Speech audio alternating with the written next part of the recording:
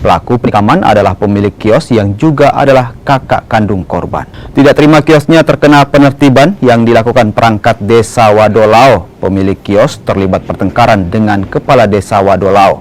Tidak dapat menahan emosi, pemilik kios akhirnya menikam adik kandungnya yang merupakan kepala Desa Wadolao berulang kali hingga jatuh tersungkur.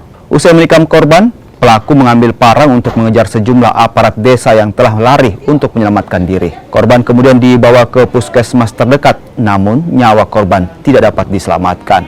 Sementara itu, usai menikam korban, pelaku menyerahkan diri ke polisi. Menurut polisi, kejadian ini berawal ketika kepala desa sedang melakukan kerja bakti dan penertiban kios. Pada saat itu, kepala desa melaksanakan kerja bakti bersama masyarakatnya untuk menertibkan pasar. Kemudian pada saat itu, pelaku Laude Alimin ini sementara membuat kios. Terjadilah di situ pertengkaran antara korban dengan pelaku. Setelah terjadi pertengkaran, terjadi penganiayaan yang dilakukan oleh saudara Laude Alimin sebagai pelaku, mengakibatkan saudara korban, saudara Laude Marwala ini meninggal dunia akibat penganiayaan itu.